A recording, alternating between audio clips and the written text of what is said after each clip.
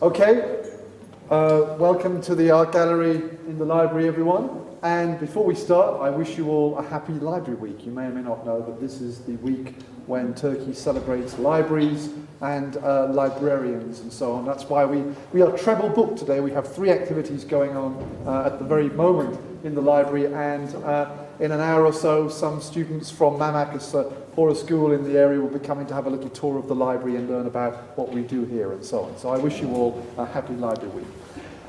We are here, of course, now to hear the second lunchtime lecture for this semester, and I'm happy to welcome Professor Carnot Nelson, the acting chair of the psychology department in Bilkent, as our speaker today. His title, A Typical Turkish Leadership Style, Paternalistic Leadership Comparisons Within Turkey and Cross-Nationally. Of course, Turkish leadership is a subject that we're all thinking about and speaking about and writing about and so on a lot at the moment. Whether he will delve into recent developments or not remains to be seen. Let me tell you a little bit about Professor Nelson before I give the floor to him. He received his Bachelor of Science degree in psychology from the University of Wisconsin-Madison, and then he went to Columbia to pursue his PhD in social psychology. After lecturing briefly in Emory University and the Johns Hopkins University, he joined the faculty at University of South Florida in 1971, and he's Professor Emeritus of Psychology there to this day. He joined Bilkent 3 years ago, 2011, I think, but he was no newcomer to Turkey at that time, having spent time as a senior Fulbright scholar a few years earlier, 2006, in Hacettepe and in Metu, and in 2009 briefly teaching a few courses at Bilkent. But we're happy that we have caught him and snared him to us full-time now. His publications cover over 50 serious articles and book chapters and a number of books. And his research interests include the utilization of scientific knowledge and the program evaluation, and more recently he's been working on the issues of leadership style. He has many professional associations, including he's a fellow of the American Psychological Association, and the Association for Psychological Science, and he's been the editor and reviewer for many academic journals over the years. His personal interests apparently include reading mystery novels and history. As an historian, I can vote for that. And he added as a note that this year, very recently, he and his wife celebrated their 50th wedding anniversary, so congratulations there. Okay, enough of me. I shall turn the floor and the microphone to Professor Nelson. Please switch off your phones or anything else that may interrupt the talk, and we're hoping to have 5 or 10 minutes at the end for some discussion. Okay, thank you. Hopefully. Thank you all for coming. It's a beautiful day. It's spring here. Baseball season started. I'm ready. What I want to do today is talk about some of our research we're recently conducting here in Turkey. Let me outline what we're going to talk about.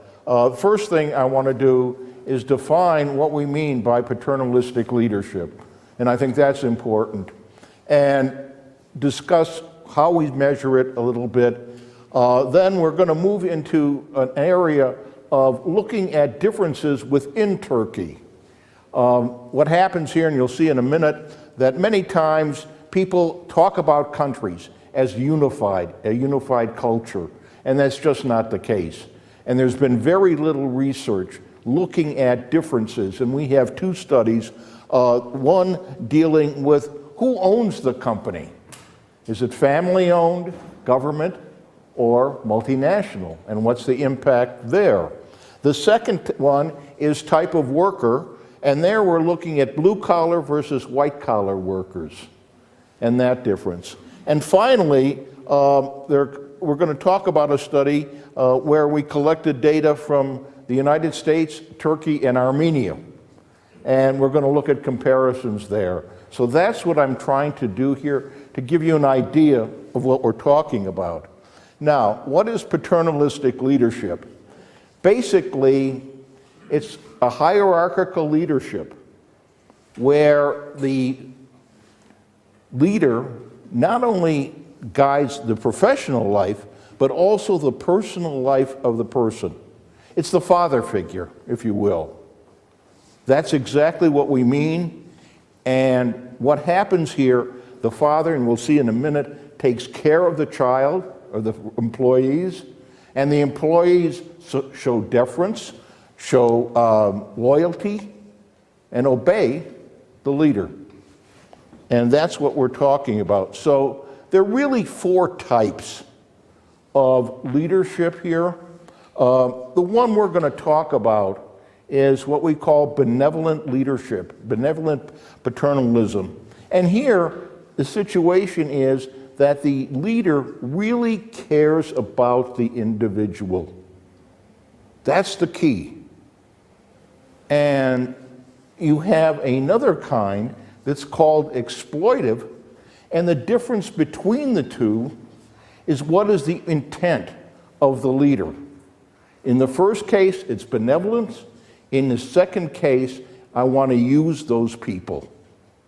It's very different, because there, to get rewards and so forth, they obey. They're being exploited by the leader. An authoritative approach is where people will obey or follow a leader because the person knows a lot and can help them in that way. And finally, we have the authoritarian kind of approach, where basically what happens is you obey to get rewards or you're going to get punished. It's as simple as that. The work that we're talking about is focused on benevolent paternalism. And it's basically caring about the employee, both personal life and in, if you will, the job itself. There's a decision-making piece to this, the notion that father knows best. So what happens is you do not criticize the decisions that come from the leader. You accept them, you follow them, you don't criticize. The third one I have here is getting involved in the non-work domain. And by that I mean going in and talking about family issues, going to funerals, going to weddings.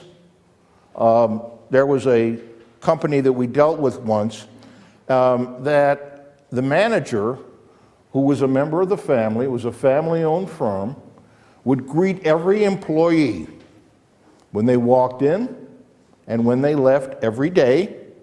And they were very proud that they had, frankly, a fund put aside in case something happened to the company, the employees would be taken care of. That kind of thing is what we're talking about here. I think that's a decent example. On the other hand, what happens is that the individual employee has to show deference and loyalty to the company. In other words, you respect the leader, you do what they tell you. That's part of what's happening here. So if you take a look at the subscales of the leadership scale, and if we have time, if you're interested, I have the scales with me. But basically, this is work that the scale we use is from Zeynep Aycan at Koç University. And basically, you have a number of, as we call, subscales. One is looking at the family or creating a family atmosphere in the workplace. That's one piece. We also have, and I have it right here. For example, that's the best way to do it. Provides advice to families or to the employee like a senior family member.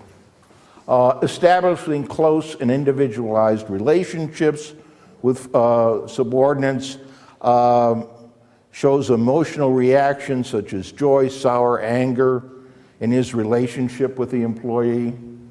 Another one is it's important to establish one-to-one relationships. Getting involved in the non-work domain, doesn't hesitate to take action in the name of his or her employees whenever necessary, attend special events of the employee, expecting loyalty, is does not consider performance as the most important criterion for making decisions about employees, and authority and status, maintaining that, wants to control, to be informed of all work-related activity. So this gives you an idea of the kinds of questions that are asked. So let's talk about Turkish business culture. There are two things that are very important when we talk about culture. One is the collectivism in Turkey. And this is a cultural variable. It's the focus on the group rather than the individual. In the United States, for example, we're very individualistic in terms of what we do and how we look at ourselves and how we define ourselves.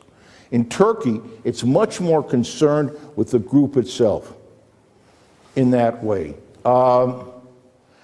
So that what you do is you put your goals in terms of not your individual goals, but the group goals. That becomes important. And the group and the interaction in that group becomes key for the individual. The other thing that we have is something called power distance.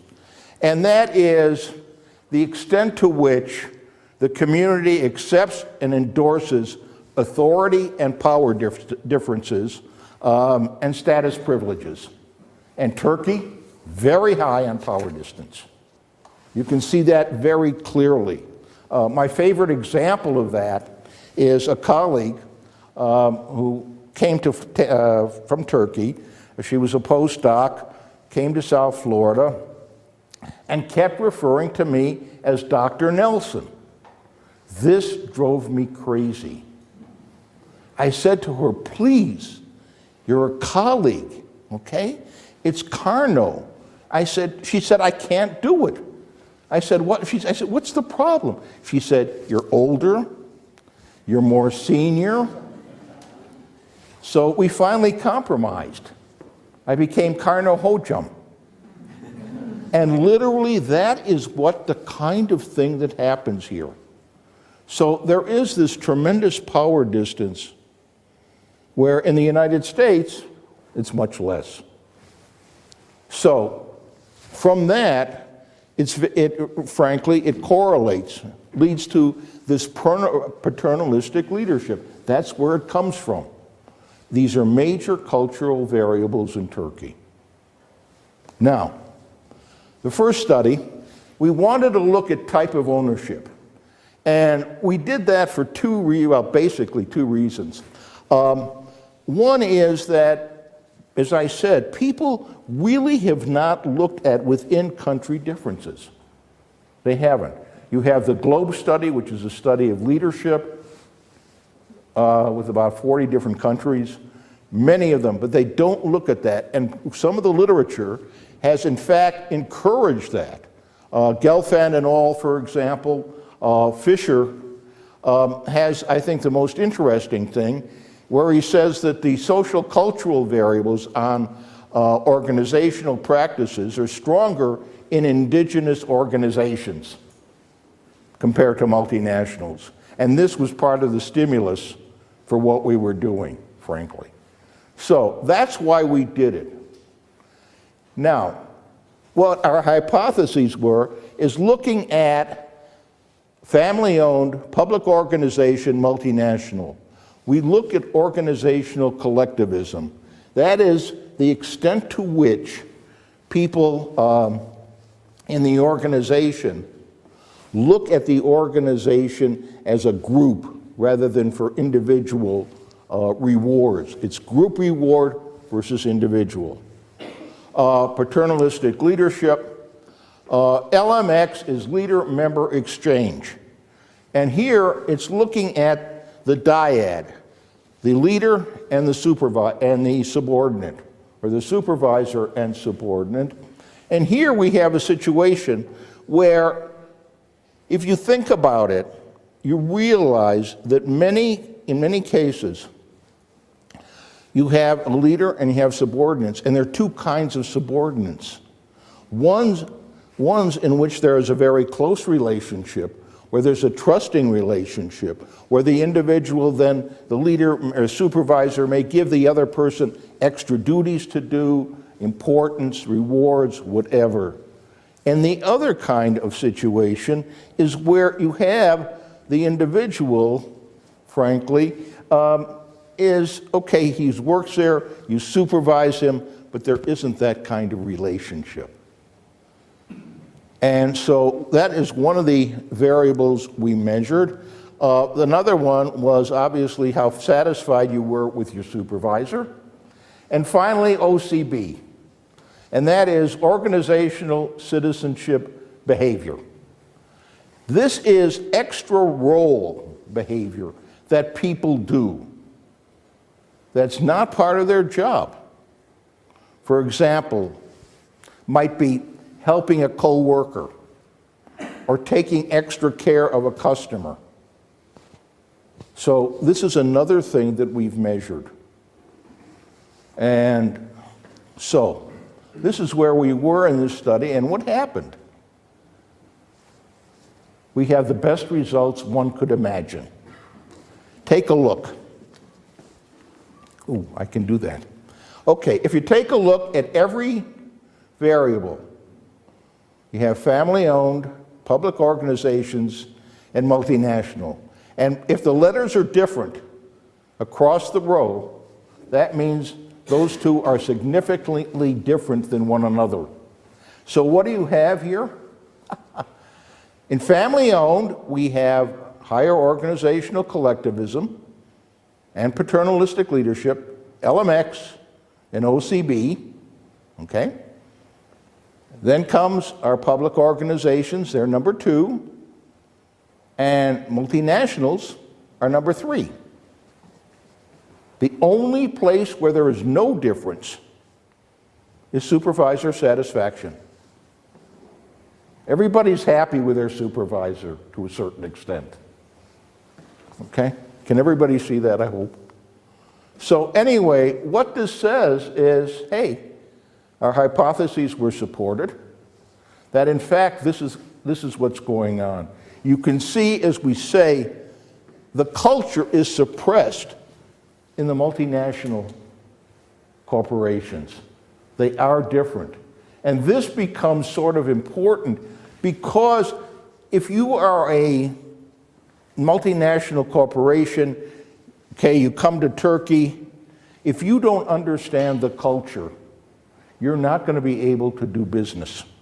You're not going to be able to supervise your employees. At the same time, what happens is that because it's a multinational, it brings in its culture. And its culture tends to suppress the national culture. It's an interesting kind of give and take.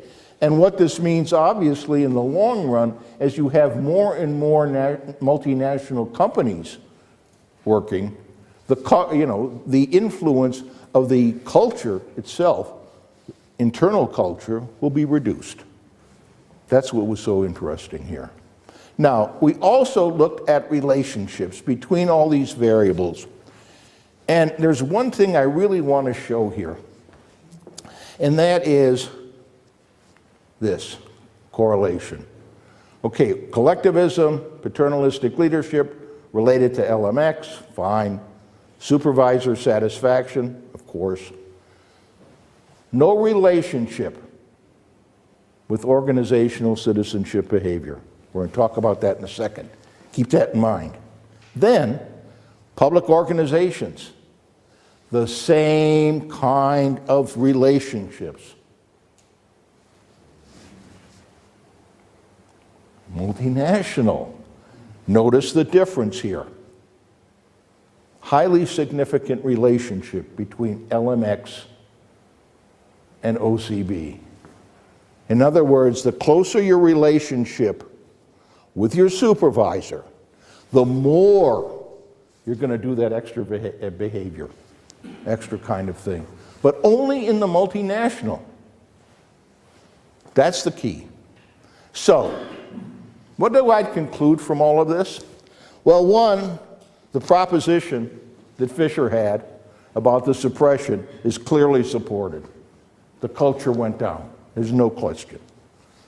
It says also it stimulated us and says, wait, we have to look at more within-country differences. This was the first study that was done, frankly.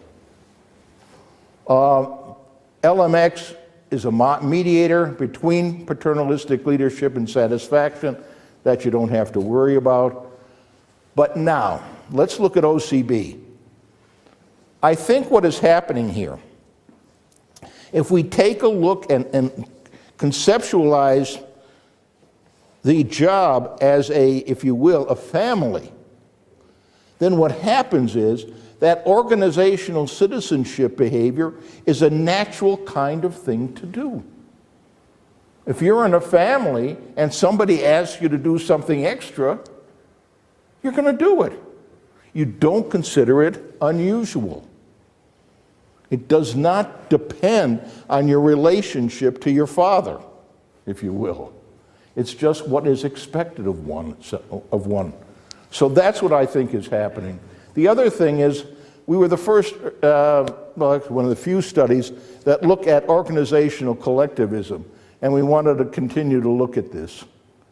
So, that was our first study. The second study was done by, last year, a senior thesis student of mine, Ezgi, and what we wanted to do here, she was interested in, is the difference between blue-collar and white-collar workers.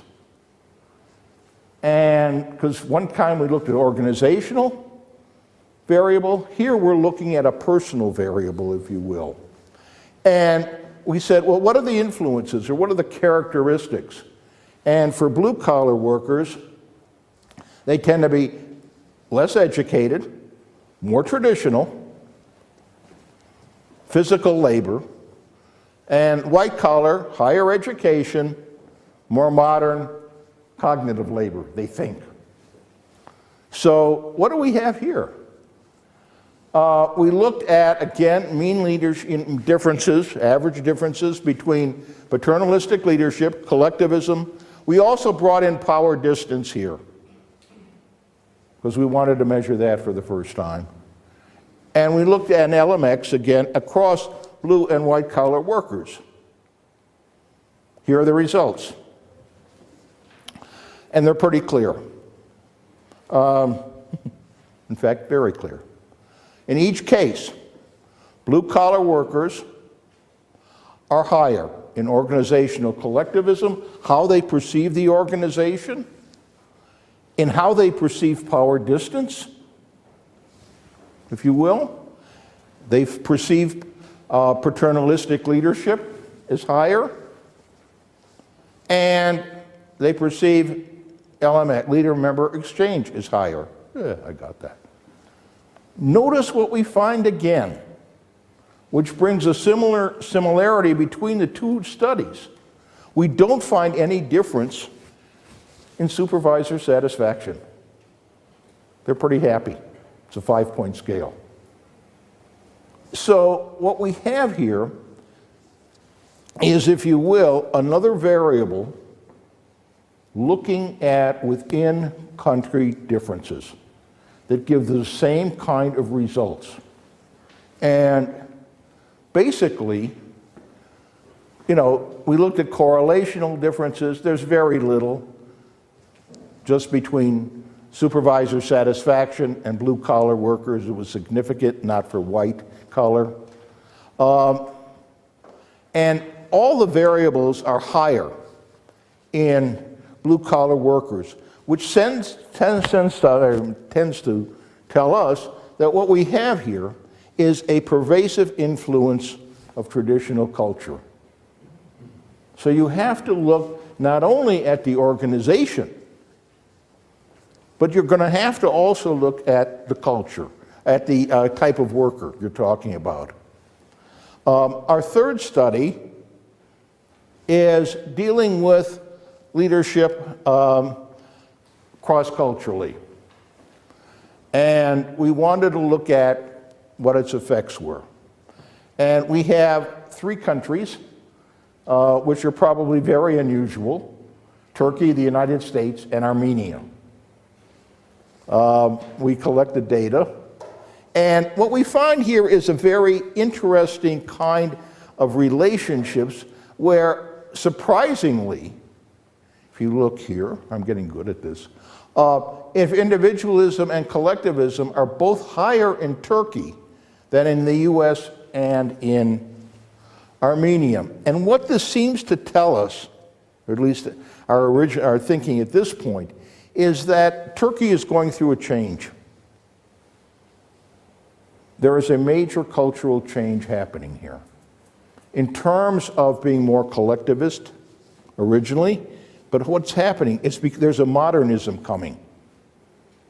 And that means more individualism. That's at least our thinking right now, and that's pretty tentative. Paternalistic leadership, higher in Turkey than everybody else. The United States was fairly high. And my thinking on this, and we're not the only ones that have found this. There's one other study that has looked at this, and they found the same thing. And I think what is happening here is that what we are measuring in the United States is a mentoring relationship,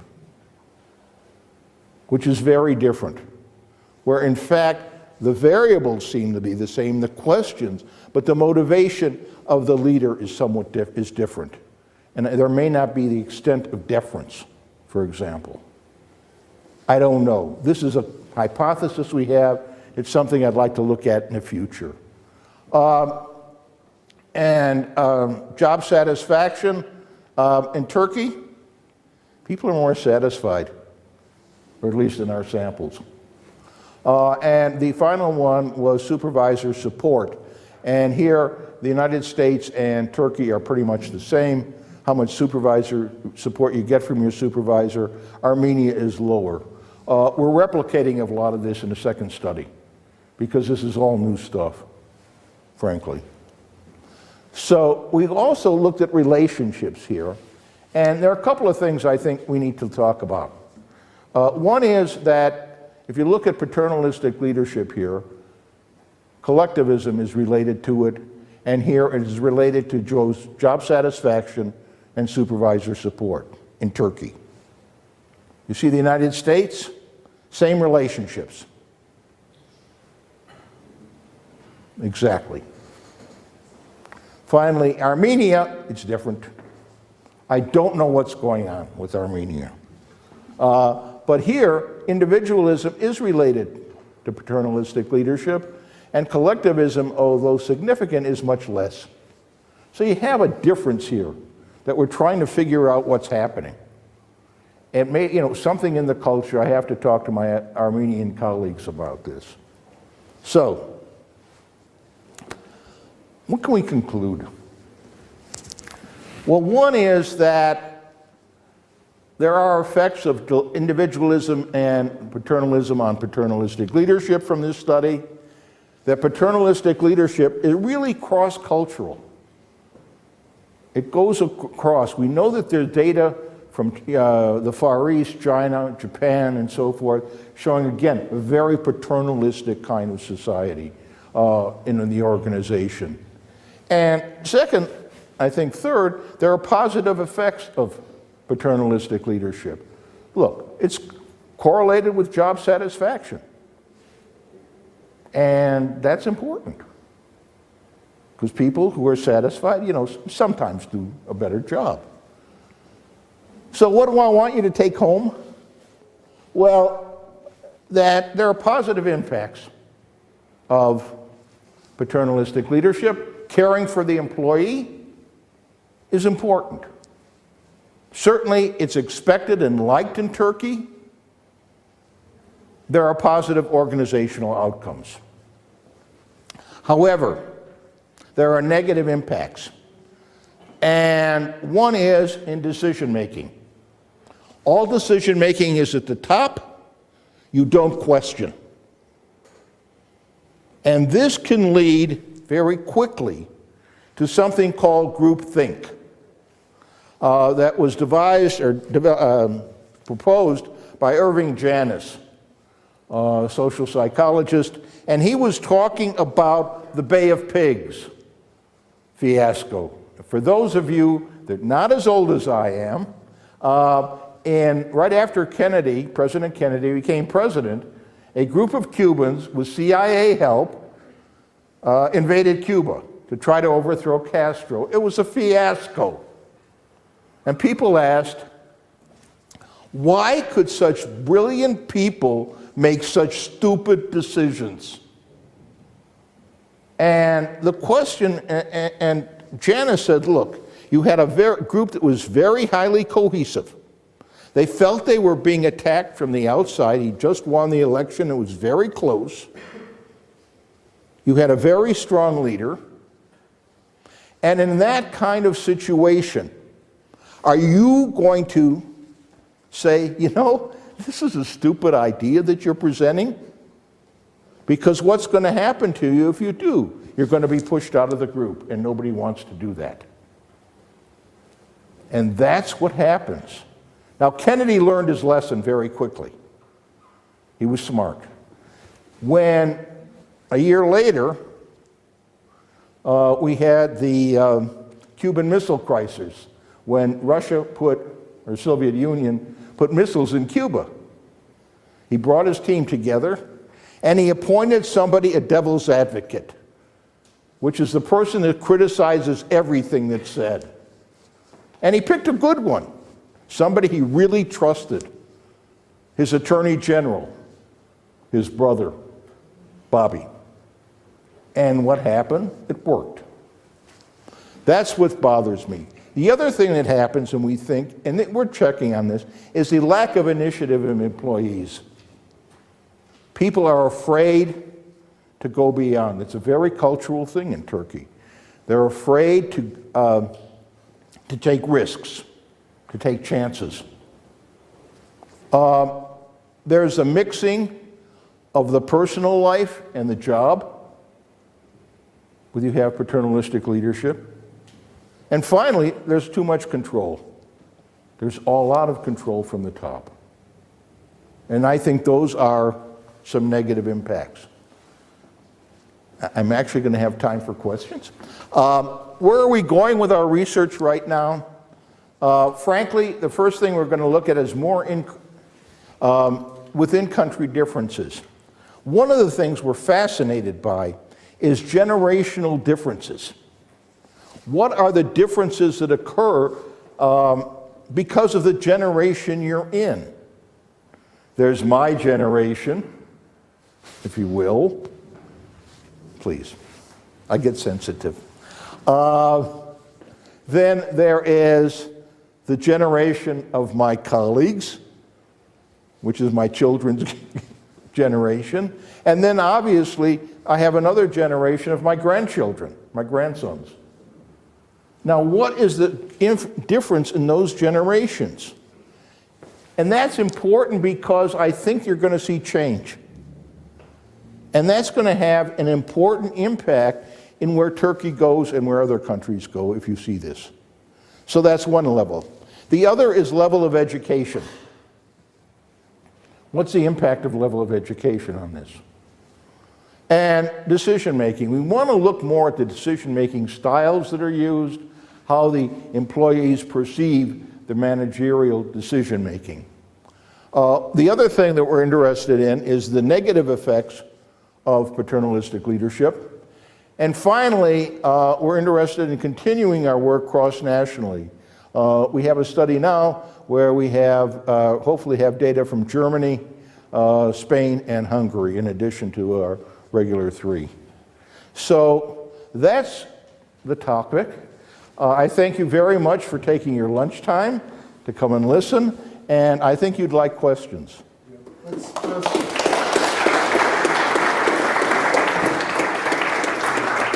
first say thank you. Since I am the benevolent paternalistic leader here, I will initiate the discussion. Okay, no, joke. So yes, as Carnot says, do we have any questions for that very interesting and stimulating talk? Yeah. Okay, our friends, psychology friends. Go ahead. Ladies first, Catherine. My colleagues, yeah, uh-huh.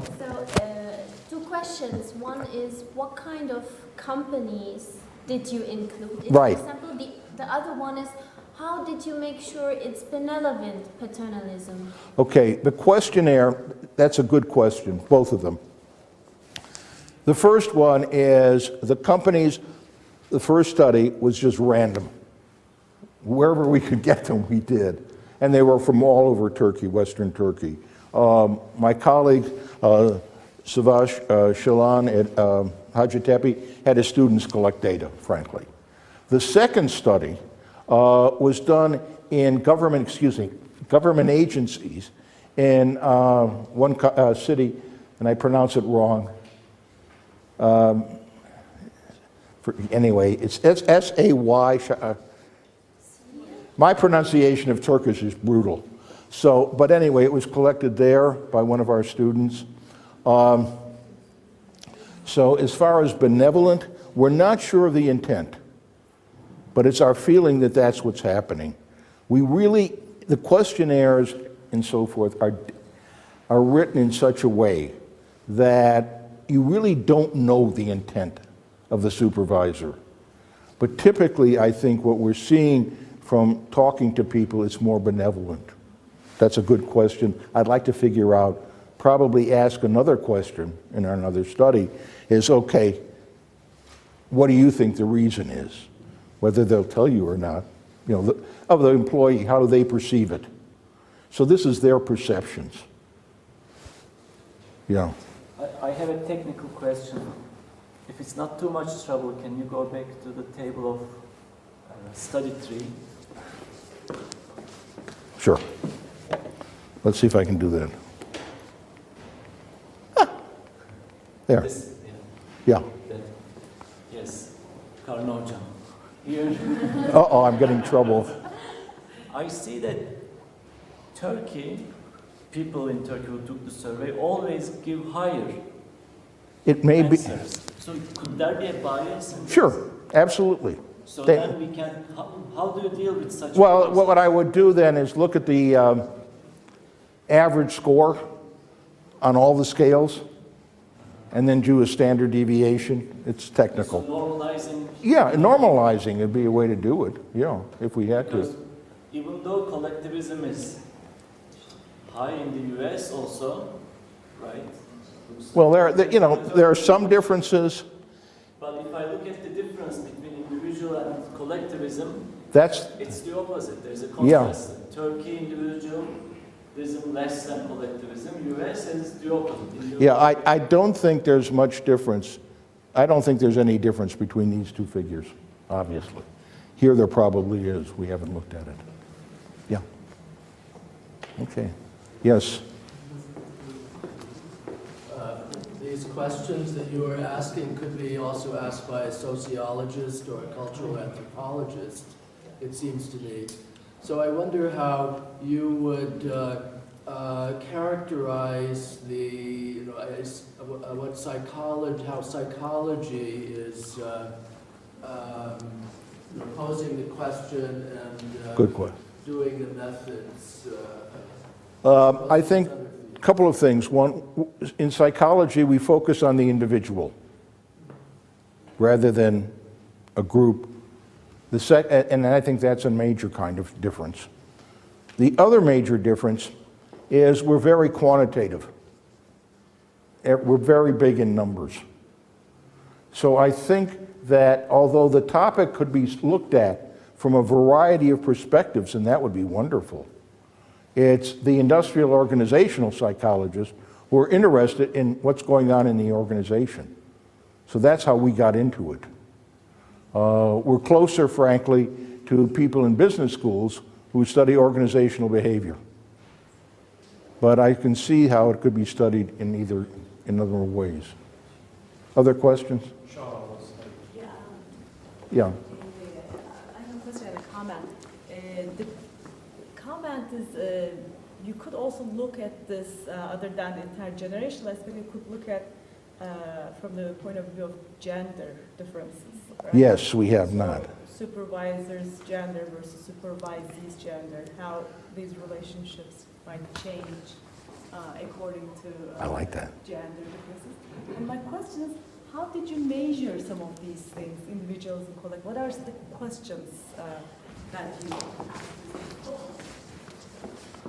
I just brought the questionnaire with me. Okay. For example, Collectivism.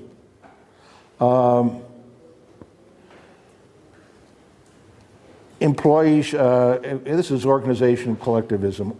Employees share responsibility for the organization's failures as well as success. That's an example of the question. Individualism. Employees value independence on their jobs. So that gives you an idea of that. In the LMX, a questionnaire would be, my supervisor recognizes my potential. He understands my problems and needs. In, well, satisfaction, you know, my supervisor is unfair to me, or I like my supervisor. And then OCB, what we did, the scale we used had a number of activities. For example, covered a coworker's mistake, or brought candy, donuts, snacks, or drinks for coworkers. So those are the kinds of things we measure. And what we do on these scales, frankly, is look at their reliability and validity. And by looking at the validity, I'm talking two things. One is concurrent validity, which means that scales should be correlated or related to similar things, and divergent validity. In other words, there should be no relationships where you expect them. And all the scales we use are standard. Some actually were developed in Turkey. Those that weren't, what we did is we actually translated them and then back translated them. And we did that by having native Turkish speakers do it, who are bilingual. So, and then what I would do is I would look at the back translation, compare it to the original, and to see how well it came out. And there would be discussion back and forth. So this is the way we develop these scales. We're very careful on how we do that. Yeah. Yes. Carnot. I don't know if organizational psychologists apply their work to organizations such as political parties, but as a formal political scientist, this seems like a natural application to the political party situation in Turkey. Have there been, first of all, do you look at political parties at all, or is that a totally different animal? That's a totally different animal. And could this apply to that, in your opinion? Yeah, I know. Next study. No, I think it does. I think there's a, you know,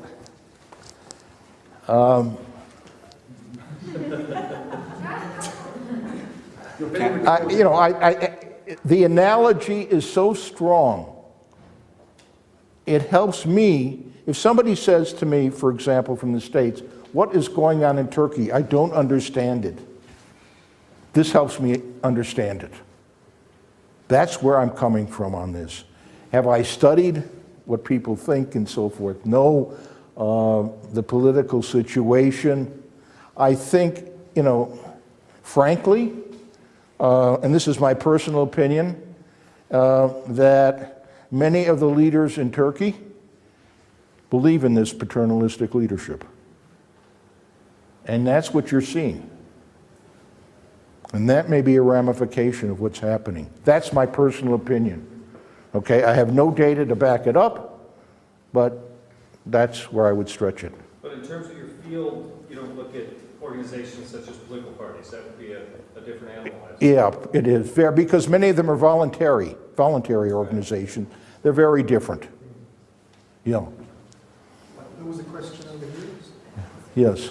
I may be asking the same question, but looking at this, I kept wondering and going back to your first study where there were the government-owned, the family-owned, and then the multinational companies. Right. So we don't really know what the mixture is for any of these samples for Turkey, US, and Armenia, but is that correct? Yeah. I think that's what Katya asked. Yeah, I know, because because we get, frankly, we get a sample wherever we can get them. People get them from a variety of organizations. There may be organizational differences. Yeah. In light of your first study's results, though, it makes me think that if we actually knew for later study, for Right. future, it'd be very interesting to look at.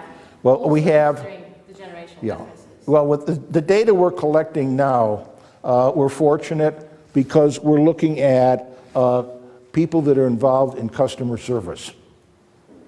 So they all at least have that. Now, some may be multinational, some may not, but certainly that's an issue, yeah. Okay. Yes? Mr. Carnot, is it possible for an individual to act under certain circumstances as individuals and under other kinds of circumstances as members of a collectivity? I'm looking at the Turkish scores. I mean, you expect to be zero-sum type of relationship between individuals and collectivism. So how do you explain this? That is a very, very good question that we're still trying to grapple with right now. I'm not sure. I think what is happening may well be in Turkey that we're seeing some sort of change in generations, or just change in general because of what's happening.